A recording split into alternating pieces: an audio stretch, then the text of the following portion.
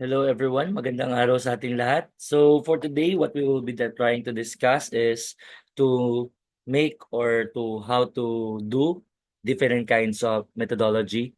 So in this part, what we will be trying to analyze is the idea on what is the appropriate methods or the most appropriate tool na pwede natin gamitin doon sa paggawa ng ating isang research study. Kasi yung research study, paano natin siya malalaman na credible? Paano natin siya malalaman na reliable? Paano natin siya malalaman na yung nakuha nating data is totoo or factual yung data na nakuha natin? Lahat yan, all boils down kung tama yung klase ng methodology na ginawa natin. Kasi kapag mali yung methodology na ginawa mo, kahit napakaganda ng research gap mo, at the end of the day, sorry to say, yung research mo ay nonsense. Hindi mahalaga or walang naibigay o nadulot na maayos or bagong ideas or bagong analysis yung mga nagawa nating research. So, let's start with this.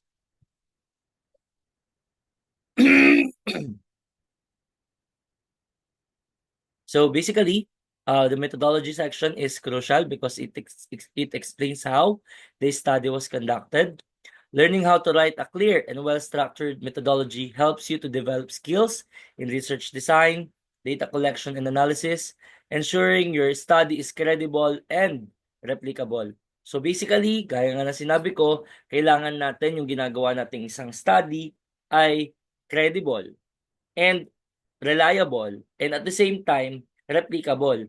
Hindi yung tayo lang yung pwedeng makagawa ng study.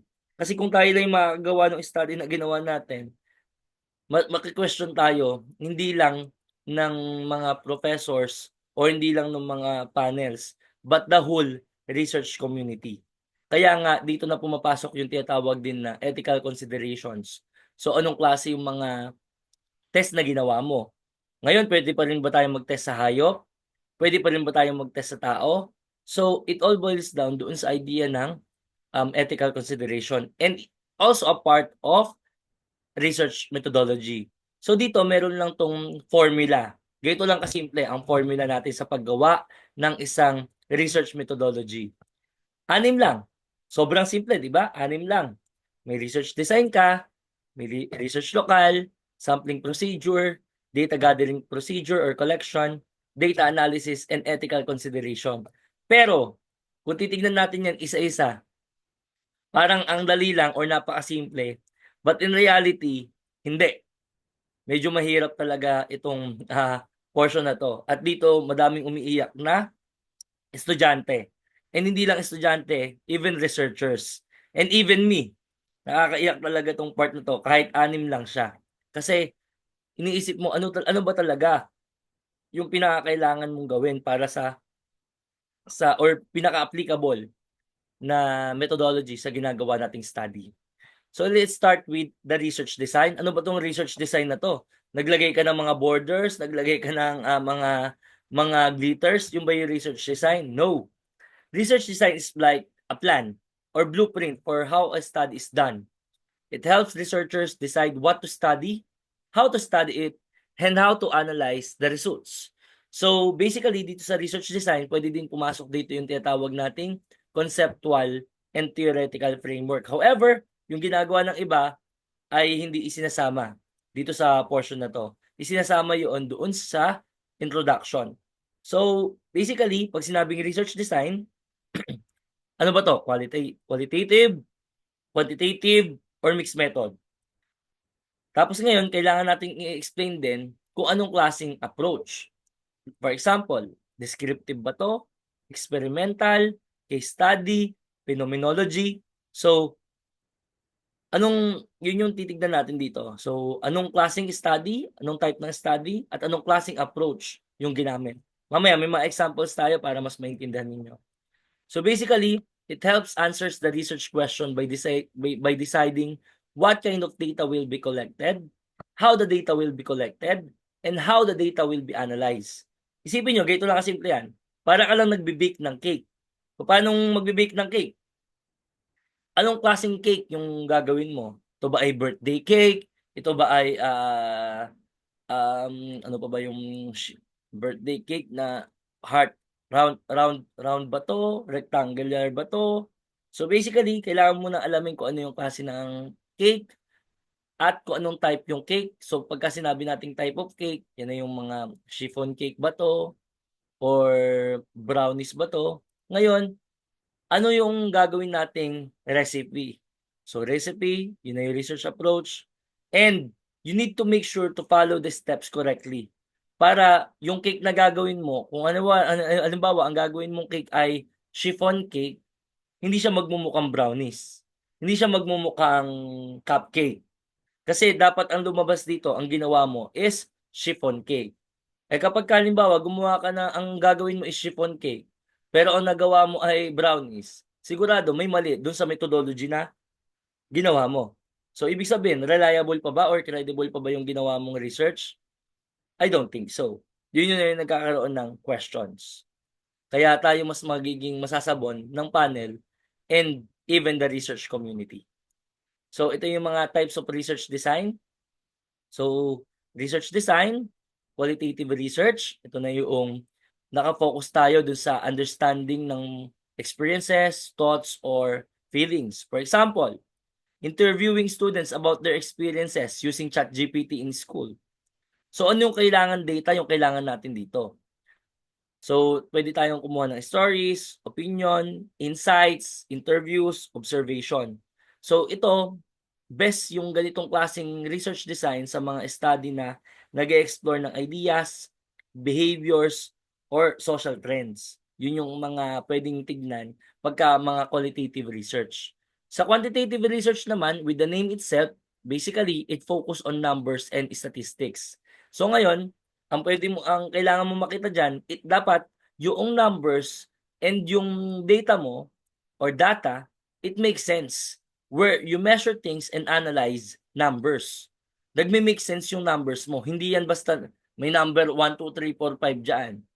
But rather, yung iyong mga data or yung mga number mo, merong mga explanation, merong merong mga analysis, at merong mga nagme-make sense. Ibig sabihin naiintindihan, for example, ganito pala karami ang gumagamit ng ChatGPT.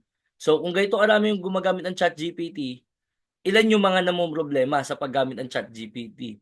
So ChatGPT lang ba yung ginagamit nila?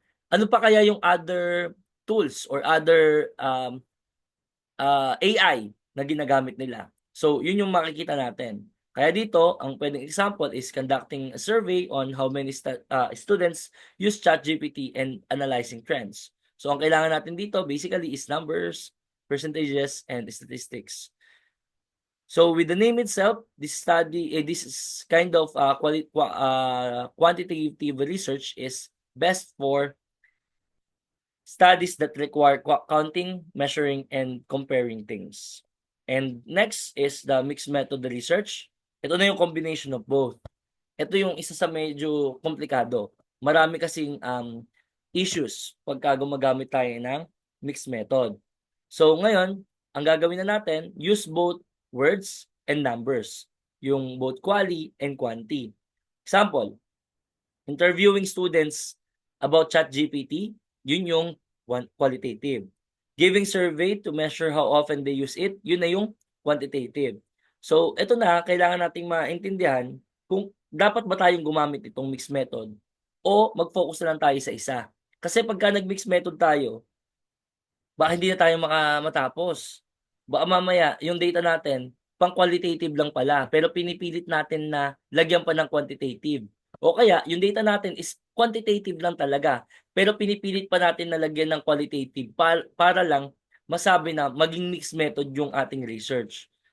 Wala namang problema kung mamili ka lang sa isa o dalawa yung gamitin mo.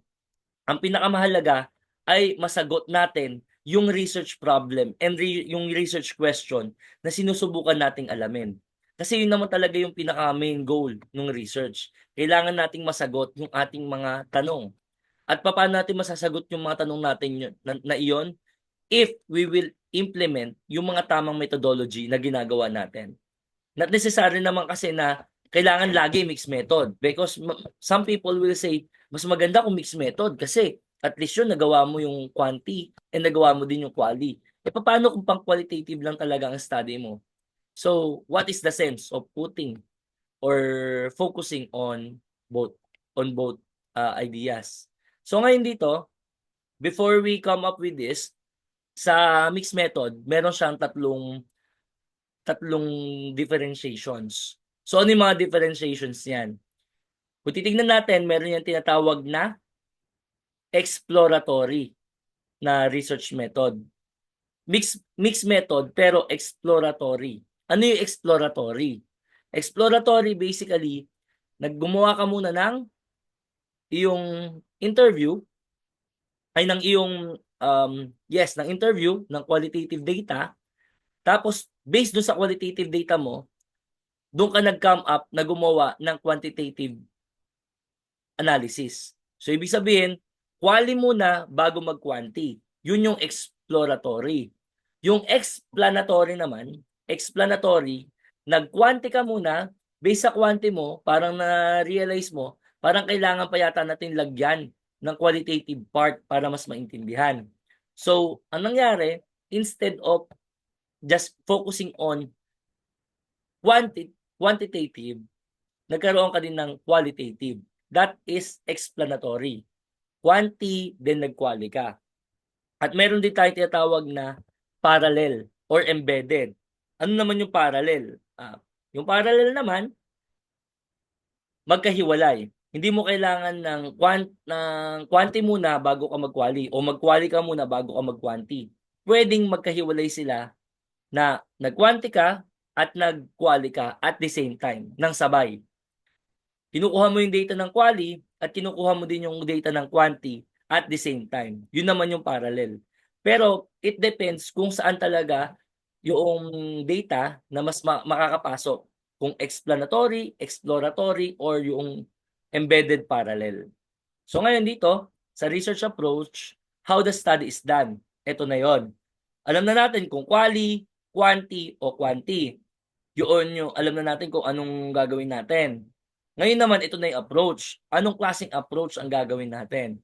So, number 1, descriptive research. Ano naman itong descriptive research? Example niyan, studying how students feel about online learning. So, nagde-describe ka lang. With the word descriptive, basically, you're just describing it. For example, a news report that explains what is happening but does not change anything. You are just describing a specific phenomenon.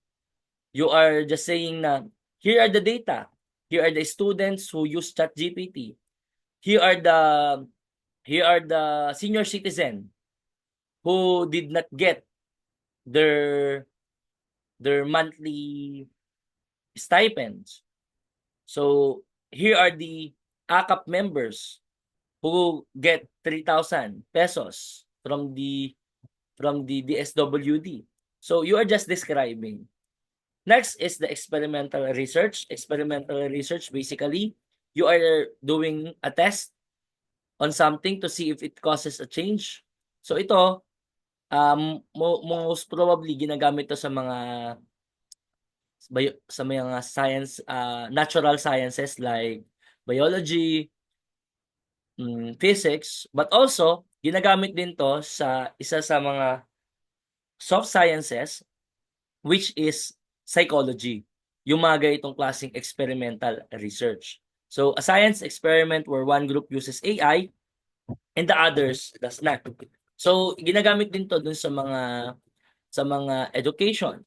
Actually, kahit saan naman pwedeng gamitin yung experimental research. Pero mas ginagamit kasi siya doon sa mga studies na meron tayong natural sciences. So sa soft sciences, ginagamit pa rin naman siya. However, mas kilala ito in the natural sciences. Next is the case study. So basically, studies one person, group, or situation in depth. So ito na yon. Hindi ka lang basta gumawa ng study. Kailangan natin tandaan dito, in-depth. Ibig sabihin, malalim. Hindi lang basta nag-interview ka, yun na yung case study mo. For example, interview mga mayor, yun na agad yung case study mo. In-interview mo yung mga students na gumagamit ng AI, yun na agad yun. Hindi basta-basta ganon. So basically, kailangan natin na ito ay group at mas malalim. Titignan natin kung ano yung mga factors na nakaka-affect sa kanila. So for example, studying a group of students who use AI in school.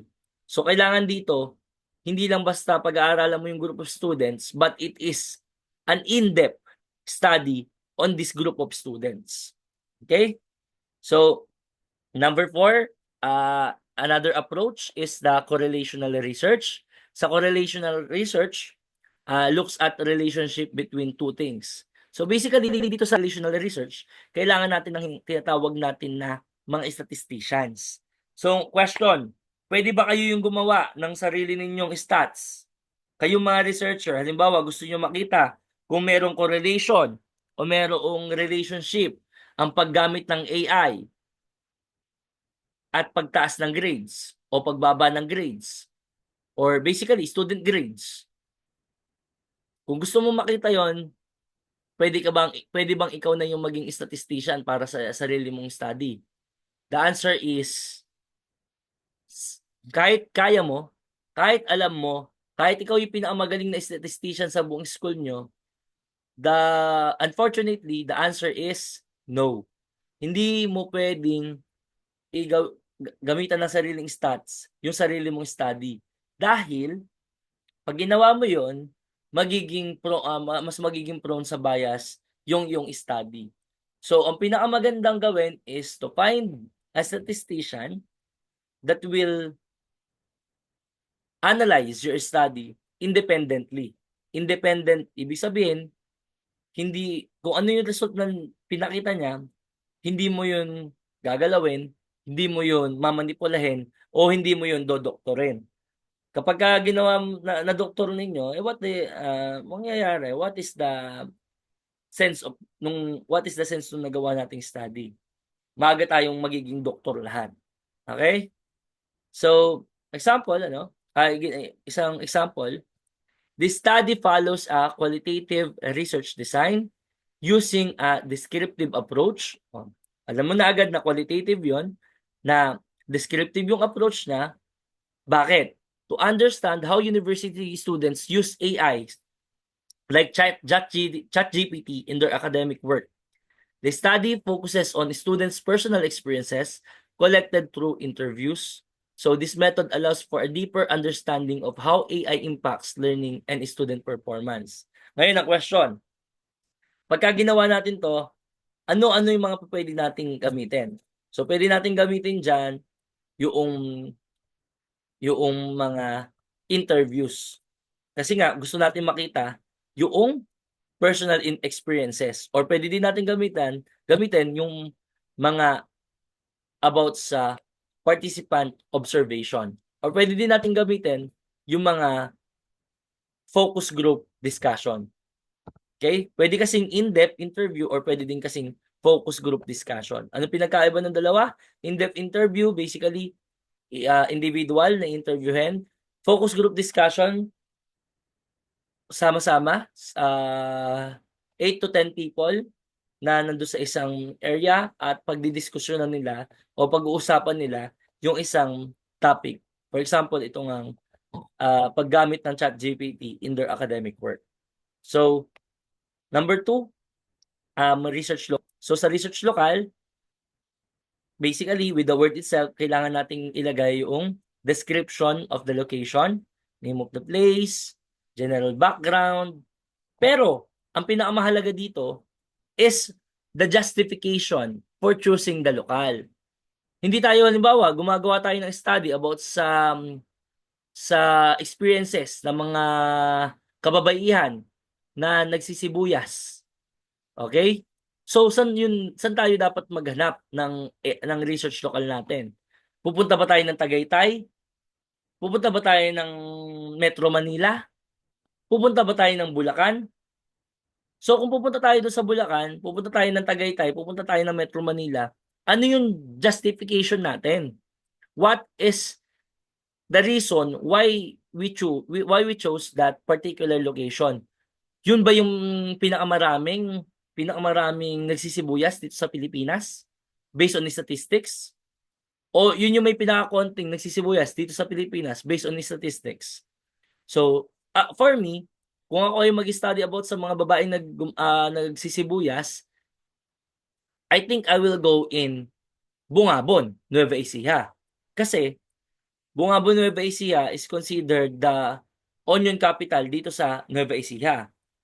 And aside from bakit dito sa Nueva Ecija? Because Nueva Ecija is known as an agricultural province. So maja-justify ko na. Question, anong barangay pupuntahan ko sa Bungabon?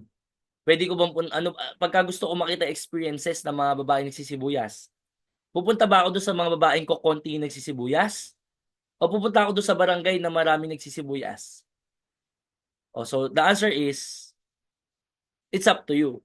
Pwede mo din kasing i-justify yung experiences ng isang barangay na kokonti yung kababaihan and bakit kokonti yung kababaihan doon. Or pwede mo din tignan yung barangay na maraming kababaihan, so bakit marami pa rin yung kababaihan na nagsisibuyas doon.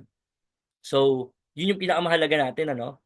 Kailangan nating ma-justify yung research local natin. Kasi iba, sige dito na lang tayo gumawa sa Cabanatuan.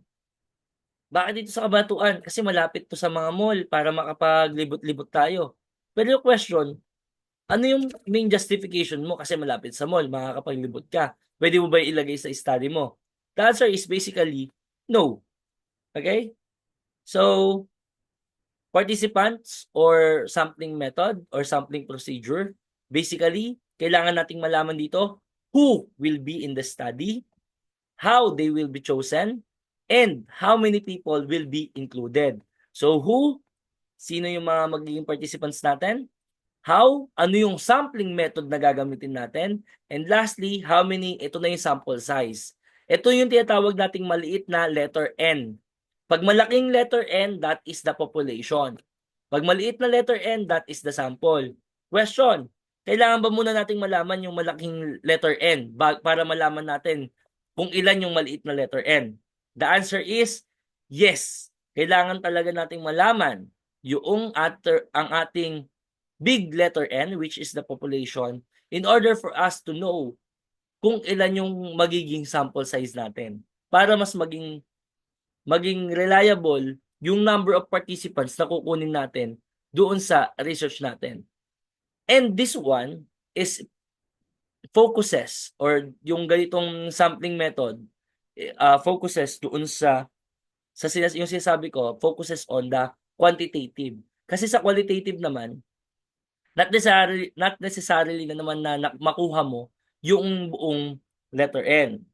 Kasi kailangan mo lang naman doon is makakuha ng number of participants, tapos dun sa number of participants mo, kung purposive sampling yan, so purposive sampling, meron kang criteria, kapag ka nakuha mo naman na yon, madali na lang. Dahil kailangan mo lang ay masaturate yung data. For example, meron akong 5 na-interview. Sapat na ba yung 5 ma-interview? The answer is, it's up to your data kung nasaturate na. Question, ano ba yung data saturation na tinatawag?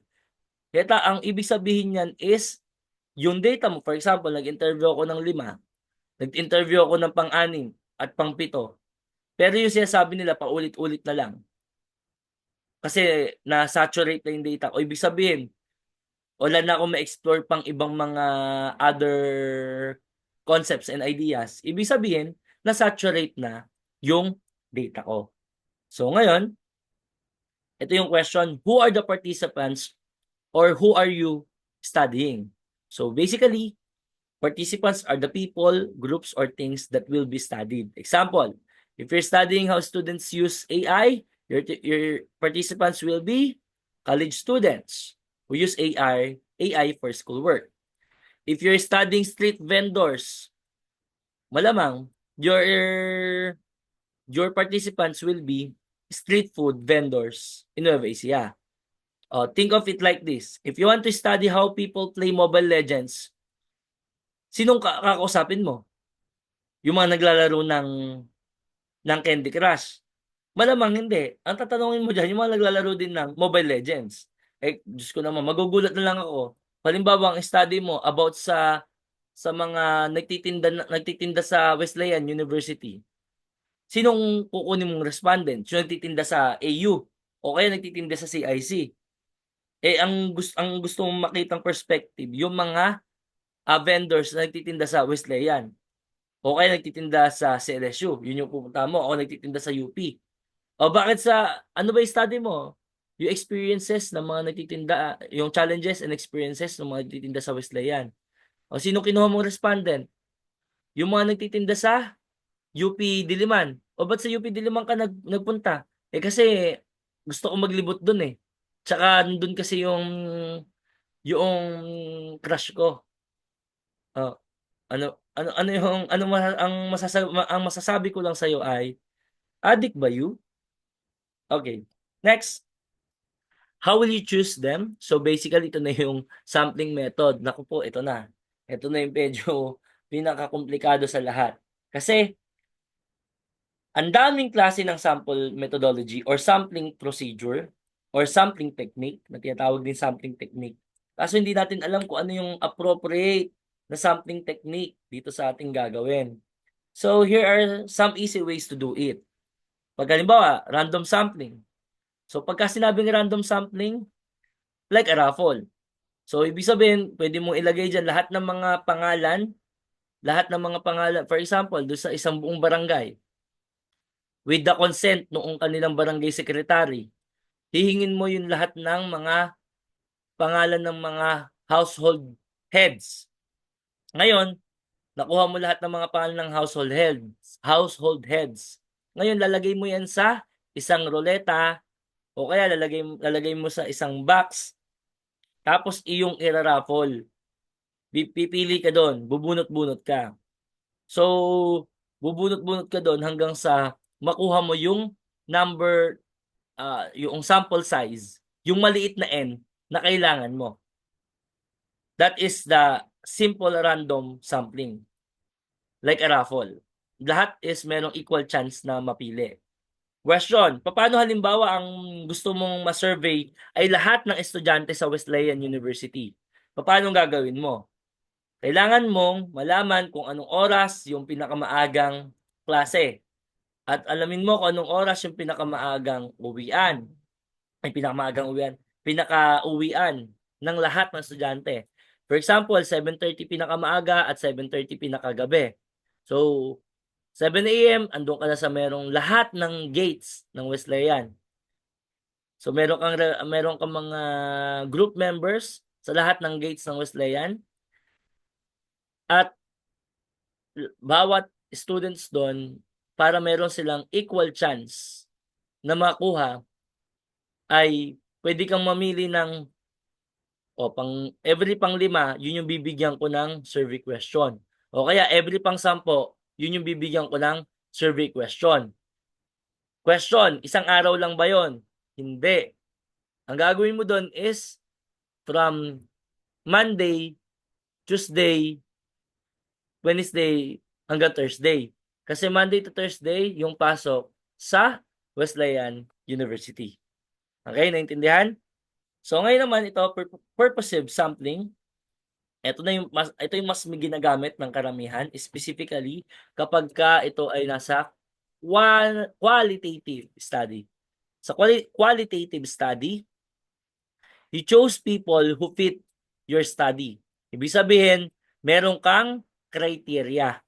So, ano pinagkaiba ng purposive sampling sa criterion sampling? Basically, wala halos pinagkaiba yan.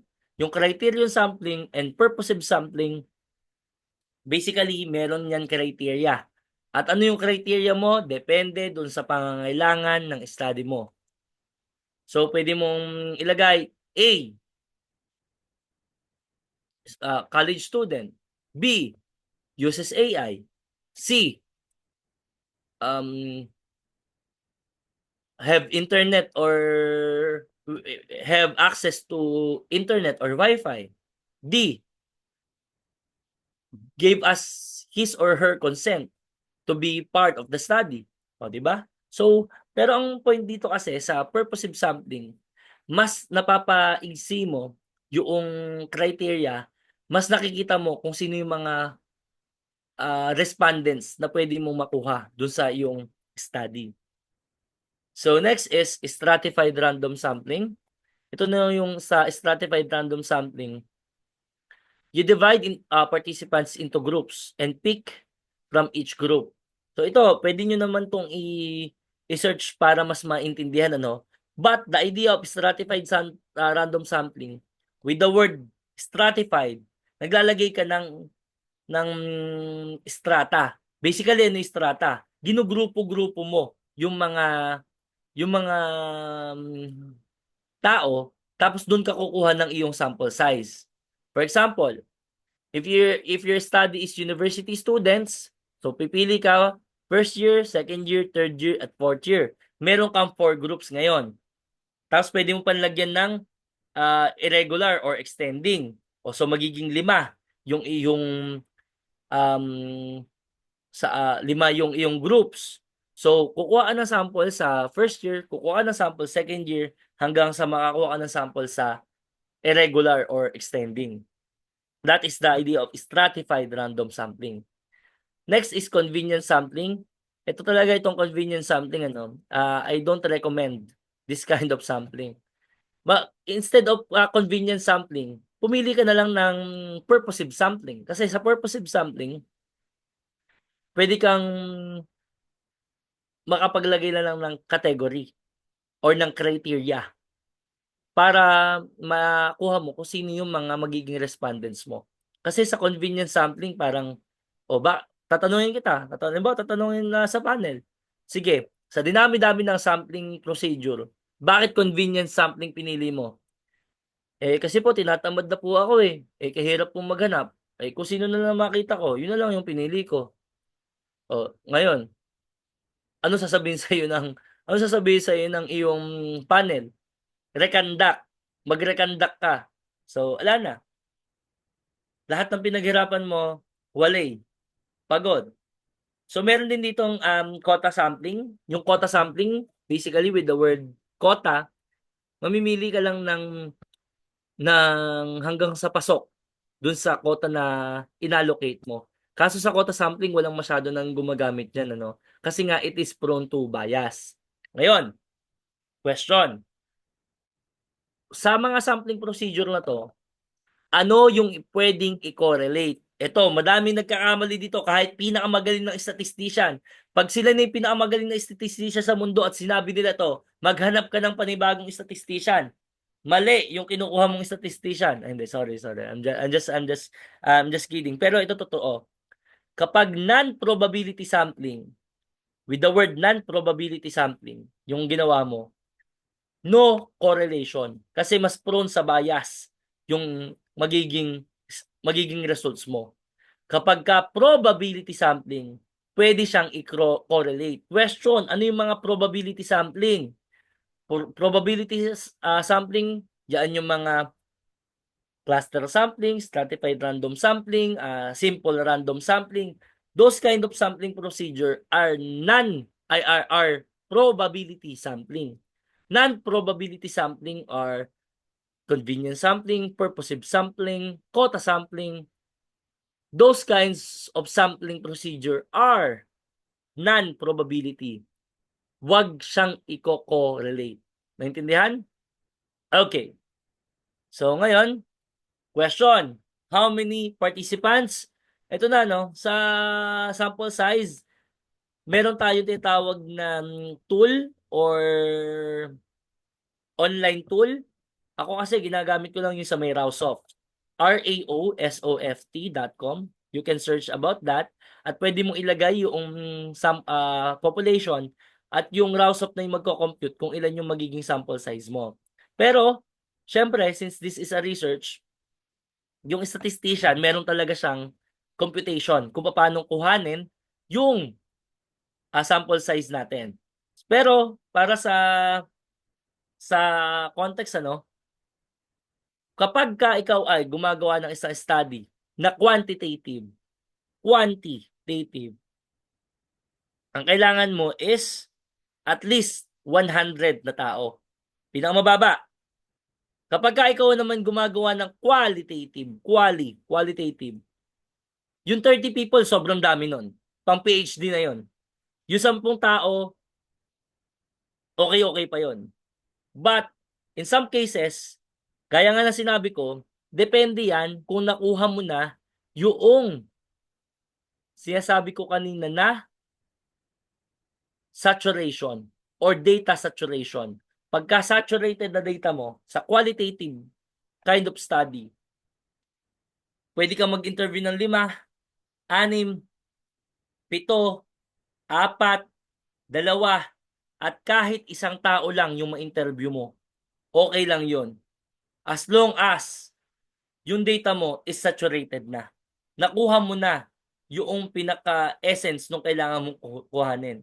Ganyan kasi sa qualitative study. However, maraming mga panel o maraming mga researchers ang magtataas ng kilay sa inyo na, isa, paano mo matatawag na research yan? However, in the qualitative study, specifically sa mga ethnographic study, ethnographic to sa mga social anthropology to, ganun. It doesn't matter kung gaano karami yung ma-interview mo. Kaya nga siya qualitative. It focuses on the quality nung naging response nung respondent mo. The quality noong data na nakuha mo. So it doesn't matter if it is 2, 3, 4, 5, 6, 7, 8, as long as the data is already saturated. Pero ballpark, kapag qualitative, around mga 8 to 10 na tao.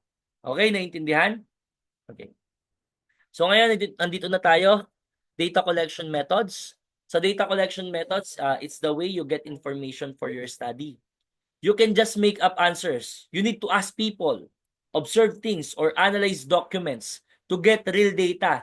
Kasi yung data collection method ng iba, dahil may AI na, ChatGPT na lang. O kaya, matutulog. Alam mo, anong gagawin pag natulog? Kung ano daw yung mapapanaginipan, yun yung makukuha niyang data. O kaya naman yung iba gagawin, magiinom. Tapos paglasing na, susulat-sulat kunwari magkusulat-sulat sa bond paper. O kung ano na isulat niya nung lasing siya, yun na yung na-collected ng data. Nako, yan yung mga daig pa yung doktor. Kasi what is the sense? Nag-research ka pa. Kung ganun lang din naman ang gagawin mo. So, nagpagod ka pa. Kasi isipin mo, magpapagod ka na lang din naman. Di sulitin mo naman na yung pagod mo. Gawin mo na yung tama. So ngayon, sa data collection methods, it justifies why these methods were chosen. Bakit ganun yung mga pinili nating research design, yung research local, pinili nating sampling procedure, makikita na natin. So sa data collection, meron tayong pwedeng gumamit ng tinatawag na survey. So, asking questions through forms. Tanong, meron tayong ginagamit na Google Form. Pwede na ba tayong gumamit ng Google Form? And the answer is yes. Pwede naman na tayong gumamit ng Google Form. Kailangan lang natin yung pagbibigay ng Google Form at pagsagot ng mga individuals doon sa Google Form ay assisted natin. Kasi pagka may mga tanong yan, yung iba kasi dyan, manghuhula-hula lang. So, kailangan assisted natin yung pagbibigay ng Google Form. So, dito yan, it's like teacher's evaluation survey where you rate how good or wag bad, how good or how handsome your professor is. So, alam ko naman, hindi ko naman kailangan na sabihin sa inyo, how good or handsome your professor is. Kung 1 is the lowest, 5 is the highest. Hindi ko naman natatanungin kung ilan yung nilagay nyo. Alam kong number 6 yan. 6 yung nilagay nyo sa akin. Di ba? Di ba? Okay. So, aside from survey, we can also use interviews. So you ask questions directly to a person and listen to their answers. Basically, it's like a job interview. The interviewer asks and you answer. So, pwede yung interview. Next is observation. Ito na yung mas ginagamit sa anthropology. Ito yung ang ginagawa mo, watch people's action and write down what you see. Kasi sa anthropology, for example, the indigenous community, ang titignan mo yung, ito yung ginagawa nila sa umaga, ito yung ginagawa nila sa hapon, ito yung ginagawa nila sa gabi. So, for example, pwede mo din gawin to in the political science. For example, yung mga mayor, pwede mong tignan, participant observation. Sa umaga, nakakailang kape kaya siya sa umaga, si mayor. Okay. Tapos gaano katagal siyang pumipirma kada araw. Tapos, sa tanghali, saan siya kumakain? Ilan yung meeting niya kada araw na ito? Tapos pagdating ng hapon, saan napupunta kaya si mayor? Nagpasalon. Nagpapasalon si mayor ng ganitong oras. Tapos pagka gabi, ano nang gagawin niya sa gabi? Hindi, siyempre hindi naman na kayo papayagan na pumunta dun sa gabi. Hanggang dun sa office hours niya lang na 8 to 5. Pwede niyo makita kung ano yung mga ginagawa nila at yun yung pwede niyong i-observe. Yung data na nakuha niyo doon, pwede na ba gawing research yun? Yes! Pwede niyong gawing research na yon. At isipin ninyo, gaano kalakas kayo. Mayor pa yung ginawa niyo ng study na gano'n, ano? So malalaman mo na ang mayor lang city, ganito siya, ganito karami meetings niya, ganito siya kadalas minom ng kape, ganito karami mga pinipirmahan niya, ilang oras siya nang pumipirma, ganito mga klaseng tao yung kausap niya. Kapag si city mayor naman, ganito pala si city mayor. Kapagka yung mayor ng first class municipality, ganito pala. Kapag mayor ng fourth class municipality, ganito pala. So ibig sabihin, hindi mo lang na write down yung data, mako-compare mo pa yung differences ng data. Kaso ang question, dapat gaano katagal? Pwede ba yung isang araw? The answer is no. Sorry, but it's no. Dahil ang ginagawa sa mga ganito ay 3 months. At least 3 months. So, when I made my thesis, kasi ganito yung isa sa mga ginamit kong methodology, is 3 months. Nandun ako sa community. I immerse myself doon sa community na inaaral ko. Okay? So, ito, document analysis. Ito yung sa document analysis kasi, um, ay mostly ginagamit siya sa historical analysis. So, ang gagawin dito, you examine books, reports, websites, or social media. So, checking past research papers on AI education, pwede mong tignan ano ba yung mga trends na tinignan ng mga past studies.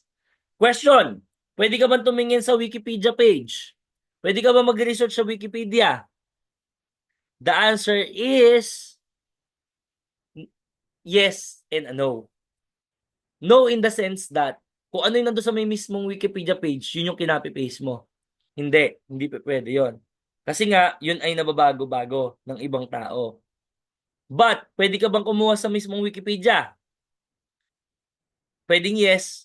Ang gagawin mo, may nakalagay doon na source. Pupunta ka ngayon doon sa may pinakababa. I-double check mo kung reliable ba yung source na sinabi noong mismong Wikipedia page. At ang gagamitin mo, ang isa-cite mo, yung Wikipedia page pa ba? Hindi na. Ang isa-cite mo na doon, yung talagang pinagkuhanan ni Wikipedia. Pero ang kailangan natin gawin is to verify kung tama ba yung nilagay ni Wikipedia doon sa kanyang analysis, doon sa kanyang web page. Okay? Next. Ito, just sa pinaka overview lang. Survey, asking lots of people. Interviews, talking one-on-one.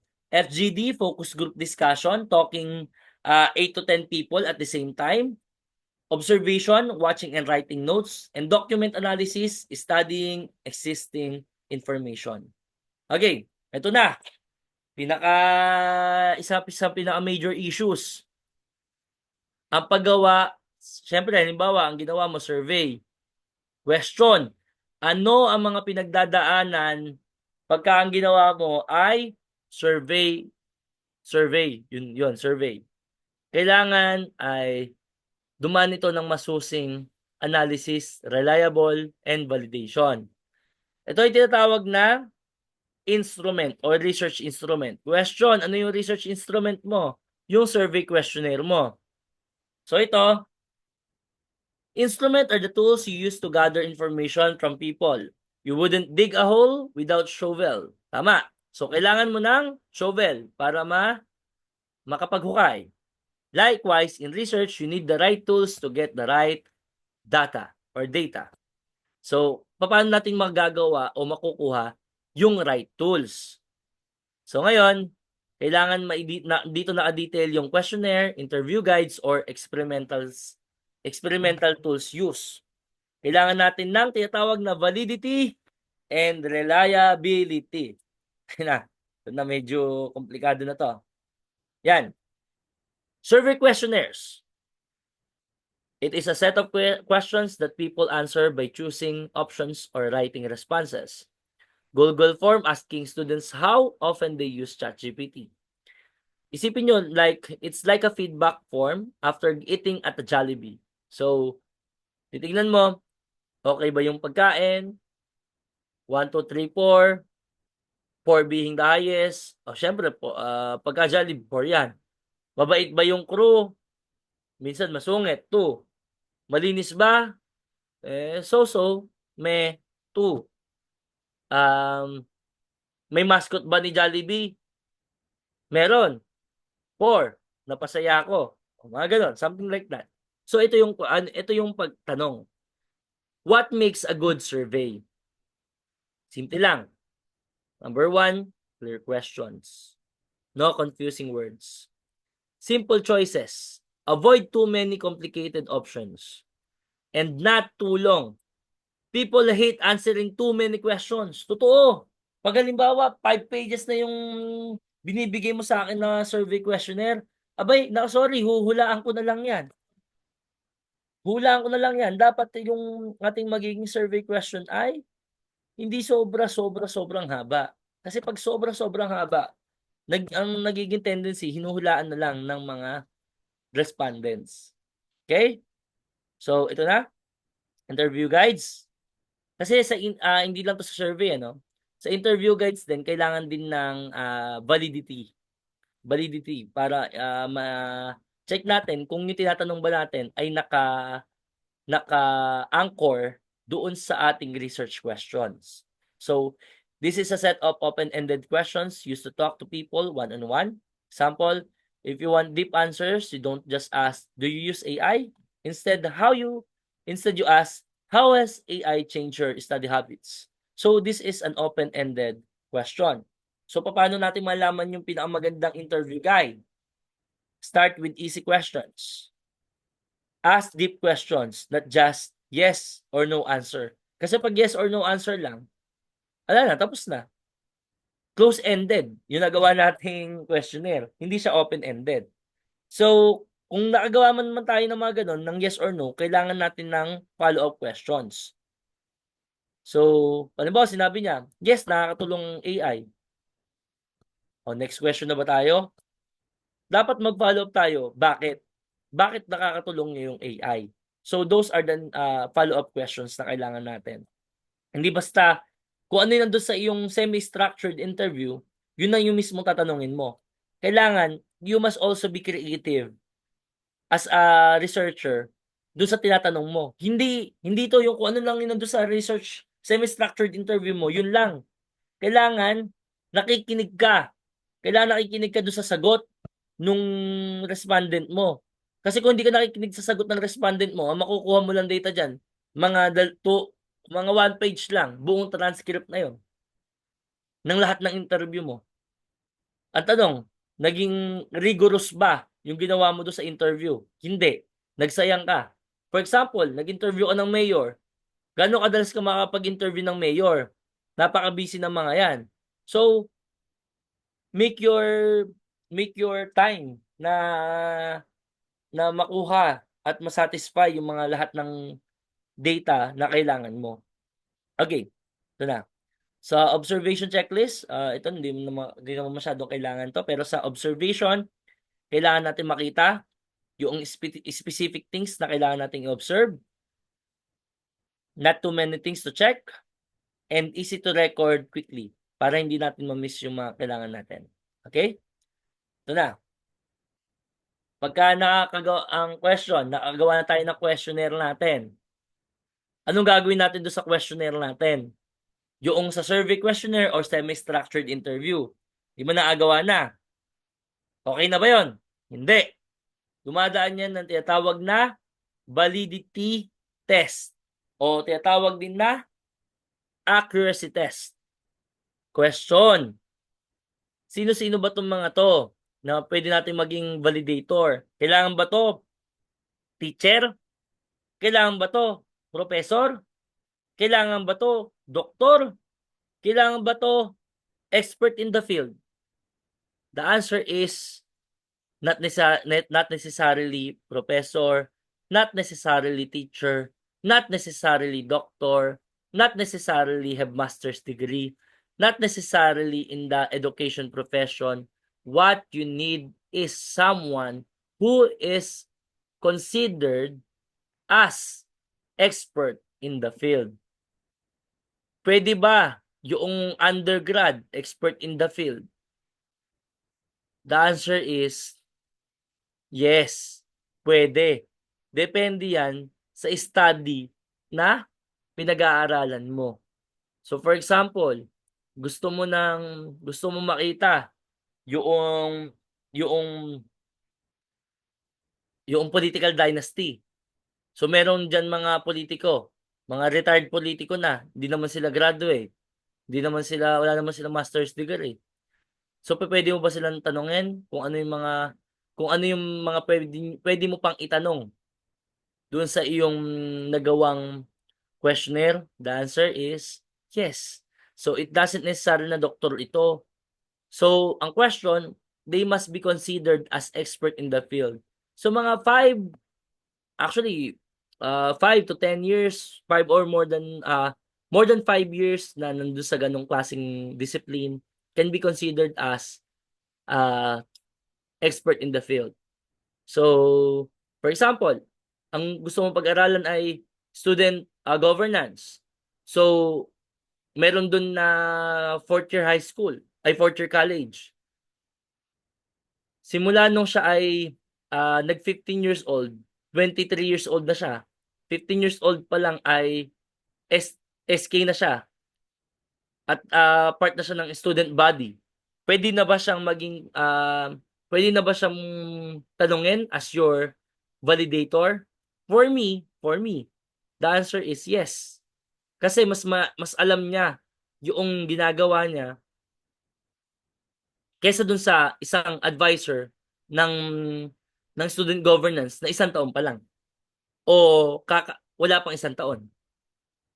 So yun yung mga kailangan natin. Question, ilan dapat yung validator natin? Kapag ka mga master's degree, PhD degree, mga 5. 5 ang kailangan nating validator. 5 validator, isang English critic, or English language expert pala, sorry. Language expert na lang, not necessarily English. Kasi halimbawa, Tagalog yung ginagawa mong study. So, pwede naman yon. Pwede namang Tagalog gumawa ng gumawa ng thesis ng Tagalog. Or Filipino. Ako, ang thesis ko, Filipino. So, pwede kang kumuha ng language expert. Isa yan. At isang statistician. At 5 expert in the field. Pero ako, I don't require naman yung 5. Kasi, pwede na yung 3. 3 expert in the field, isang language expert, at isang statistician. So, ayun. Halimbawa, kailangan mo malaman kung buntis ka. Kukuha ka ba ng COVID-19 test kit? Hindi. Siyempre, kukunin mo pregnancy kit. Okay? So, a math test should be measure math skills, not reading skills. So, ito yung bad validity. you want to test happiness, but you only ask about money. So, masasabi mo ba na yung money always equates happiness? Hindi. So, kailangan natin ng mga validator para tignan yung ating nagawang instrument kung tama or meron tayong kailangan mga baguhin. Okay. Ito na yung mga paano matetest yung validity. One is the content validity. Two is the construct validity. And number three is the criterion validity. Question, meron ba tong point system yung pagbabalidate? The answer is yes. Meron mga point system itong validity test. Pero yung point system sa validity test kasi ay depende kung anong institution ka. So for example, University of the Philippines is different from Wesleyan University Philippines. And Wesleyan University Philippines is different from Central Luzon State University. And Central Luzon State University is different from Ateneo de Manila University. And Ateneo de Manila University is different from La Salle University. So yun yung mga kailangan natin na maintindihan. Okay? So in that sense, every institution, meron niyang iba't ibang mga format. So yung sa atin, pwede tayong pumunta sa RDPO or Research and Development and Planning Office para dun sa ating hanaping validity. Yung validity scores. Next, ito na. Ito na mga kapatid, reliability. Ayan. Reliability test. Para saan ba to? Anak ng tipakalong. Sir, pagod na kami sa reliability test na yan. Para saan ba yan? Kailangan ba talaga yan? Ang sagot ay yes. Kasi kailangan natin makita kung consistent ba yung nagawa nating instrument. So for example, yung ngayon, nagpa-BP ako, blood pressure ako ngayon. For example, alauna. Dapat yung blood pressure ko ng 105. Mamayang alauna, 105 PM ay parehas. Kasi pagka iba-iba, baka hindi na okay yung BP. Kailangan nang palitan yung pang-BP, ano? O kaya, pagka yung thermometer ko, iba-iba na yung lumalabas. Kailangan ko nang palitan yung thermometer ko. O ngayon, ito na. Ano-ano ba yung mga klase ng reliability test? Meron tayong number 1, test, retest reliability. So basically, give the same test to the same people at different times. If results match, it's reliable. Kasi itong test, retest reliability, hindi na to masyadong ginagamit. Ang talagang dalawang ginagamit na reliability ay yung inter-rater reliability and yung internal consistency reliability. Question, dito mo tayo sa internal consistency reliability. Paano natin malalaman kung reliable ba yung ating ginamit na instrument? Ito yan. Kumuha ka ng questionnaire. Nag-reliability test ka na. Mali. Kumuha ka ng questionnaire, dumaan ng validity test, mga expert, statistician at language expert. Ngayon, approve na sa kanila, nag-reliability test ka na. Question, paano gagawin yung reliability test? Magkakaroon ka muna ng pilot testing. Quantitative itong pinag-uusapan natin, quantitative. Magkakaroon ka muna ng pilot testing. Question, halimbawa, ang pinag-aaralan mo ay mga Pol-Sci students sa Wesleyan. Pol-Sci student ng Wesleyan. Pwede ba sila yung maging respondent mo sa pilot testing mo? Sagot ay hindi. Hindi sila pwedeng maging respondents para sa pilot testing mo. Ang pwede mong tignan ay yung mga discipline na malapit sa kanila or yung Pol-Sci ng other school or university. For example, kung ikaw gumagawa ng study about sa Pol-Sci ng Wesleyan, kailangan mo munang i-pilot testing to sa Polsci ng Orollio University o kaya Polsci ng UP. Yun yung pilot testing. Question, ilan dapat yung respondent sa pilot testing? Pwede na ba yung 5? Pwede na ba yung 10? Ang sagot ay hindi. Kailangan, according to literature, at least 35. At least 35 yung iyong kailangan na respondent para sa pilot testing. Ngayon, nakuha mo na yung resulta. Ano nang gagawin mo? Dadaan yan ng tinatawag na reliability test measurement, which is, I recommend Cronbach's Alpha. Yung Cronbach's Alpha, you can search it para mas maintindihan ninyo. Para mas maintindihan nyo yan, ano. Pero yung Cronbach's Alpha, kailangan at least 0.7. Pero ako, sasabi ko dapat 0.8 yung score. Kapag 0.8 score, reliable yung data mo. Okay? Okay na tayo. Meron din tayo tinatawag na inter-rater reliability. Ito na. Ano naman tong inter-rater reliability na to? Ito kasi ang ginagawa nitong inter-rater, or actually, intercoder din kasi tinatawag dito eh. Pero sige, pasok muna tayo sa inter-rater. Yung inter-rater, merong expert na titingin noong results mo at titignan niya kung para sa kanya reliable na yon. For example, merong limang expert in the field, tinignan nila at pare-parehas yung score nila or pare-parehas yung scoring nila doon sa ginawa mo, reliable na yung gagamitin mong questionnaire. Sa qualitative naman, yung inter-rater,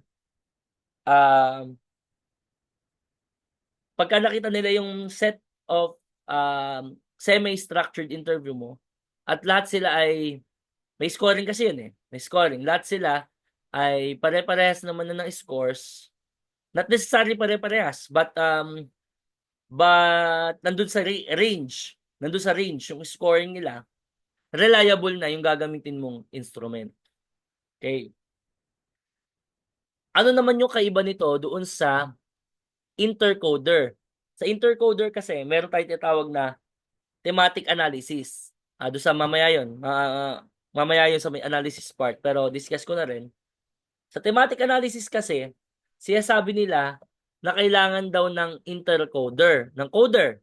Question, sino yung coder? Yun ay hindi kasama sa grupo ng researchers. Yun ay mostly binabayaran. Tanong, yung intercoder na yun ay makikinig ng transcript ninyo at siya yung gagawa ng inyong thematic analysis. Tanong, gagawa pa rin ba kayo ng sarili yung thematic analysis? O hindi na kasi meron ng intercoder? The answer is, gagawa pa rin kayo. Ngayon, pagbabanggain nyo nung intercoder at tatanggalin at ipapakita niya, i-highlight niya yung mga issues nung nagawa ninyong thematic analysis. Pero ipapakita niya din yung nagawa niyang thematic analysis. At pagka yun ay parehas na reliable na, okay. Ibig sabihin, dumaan ng rigorous process yung thematic analysis nyo. At yun yung tinatawag na traditional way. Mga kapatid, kung meron kayong guro o professor na magsasabi na ganun pa rin, tama naman sila. Pero, panahon pa yun ni Mahoma, panahon pa yun ni Plato at saka ni Aristotle. Sa ngayon, meron na tayong tinatawag na reflexive thematic analysis. You can search Braun and Clark. Si Braun and Clark, sinasabi niya na hindi naman necessary lagi na meron kang intercoder. Dahil minsan, meron ding tinatawag na reflexivity sa ating ginagawang research. Reflexive thematic analysis. Hindi mo kailangan ng coder. or intercoder doon sa ginawa mo thematic analysis. Dahil you as a researcher, you have your own idea, you have your own analysis, and you have your own perspective sa pagkakagawa ng research mo. Pero yung sinasabi kong to, specific lang doon sa thematic analysis. Okay? Okay. Next, data analysis and procedure. Papakita ko lang sa inyo kung ano yung mga different kinds of analysis. Dahil ito na talaga sa inyo eh. Ito na talaga paano mong i-analyze yung data. Ito na, lalabas na yung sarili mong galing, yung sarili mong analysis, sarili mong pagiging historian, anthropologist, political scientist, biologist, kung ano mang is yan sa iyong sariling data analysis. So ngayon, kapag gumagawa ka ng qualitative analysis, maraming iba't ibang klase yan. Merong thematic, merong, ito yung sinasabi ko kanina, no? Content analysis, kung halimbawa gusto mong pag-aralan si Tulfo, gusto mong pag-aralan si Tony Fowler, gusto mong pag-aralan yung mga libro tungkol sa LGBT, o kaya gusto mong pag-aralan kung ano yung mga ginagamit na libro ng Wesleyan University, that is the content analysis.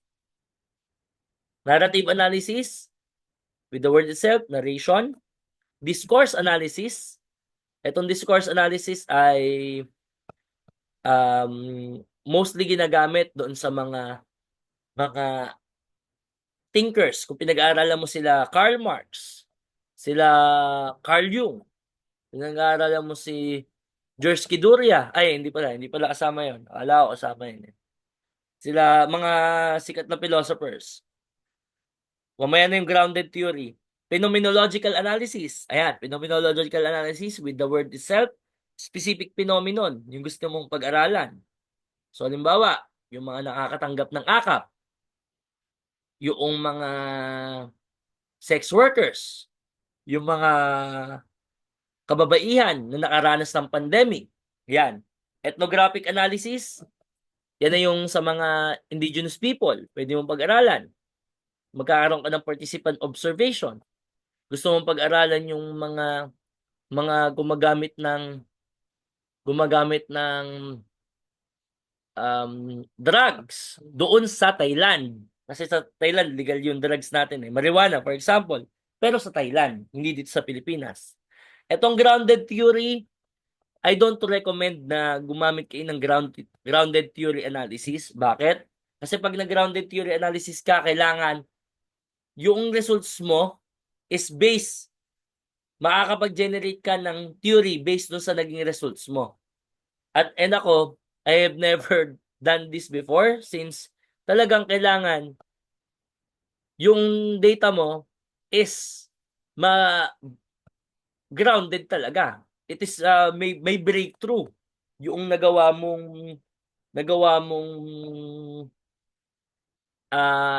theory ay nagawa mong data, no?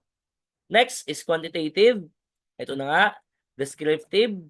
Ito lang mga pagka-descriptive analysis, focus ka lang doon sa mid-median mode, at saka sa frequency, percentage.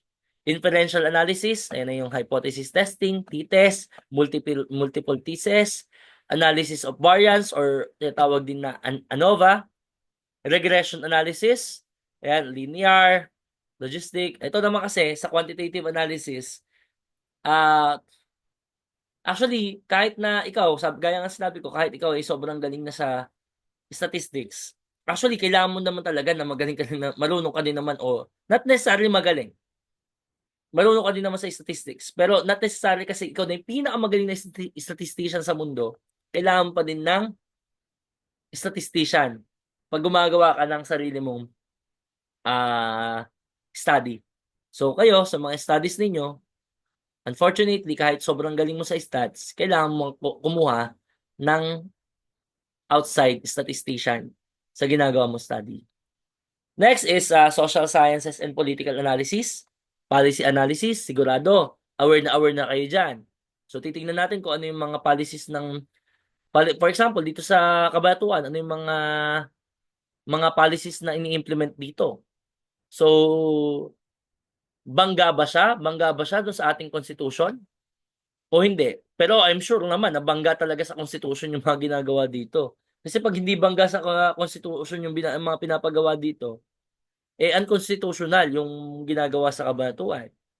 Gender analysis, ideological analysis, ayun na, pwede mo din ipag-aralan dyan yung kay Karl Marx, pwede mo din pag-aralan dyan yung kay realism or liberalism sa international relations, yan, pwede mo pag-aralan.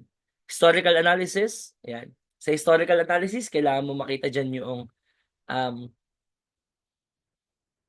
ano yun, two different kind of sources, primary, secondary sources, and kailangan mo makita kung yung primary sources or secondary sources mo is legitimate ba. Paano malamang legitimate yung mga sources mo? Kailangan dumaan siya ng internal and external criticism. Okay? Statistical analysis, yan. Text and linguistic analysis, yun lang. Yun nyo na lang. Ito, with the word text and linguistics, sa communication to mas ginagamit. Financial and business analysis, favorite na mga BA at saka accountancy. SWOT analysis. PESEL analysis, ayan. Cost benefit analysis, isa din sa mga favorite ko yan. Cost benefit. Okay? Scientific and technical analysis. Ayan, yung mga examples niyan. Visual and media analysis. Ayan, yun yung mga samples niyan. Psychological and behavioral analysis. Ayan, mga examples ng ganyang klaseng study. So, ito, sa quantitative numbers and statistics, you may use SPSS, Google Sheets. Paano kailangan natin maklin yung data? Kailangan natin malaman kung anong klaseng test yung gagamitin natin. Persons are ba, pagka-correlation? Or descriptive lang ba, kung mean?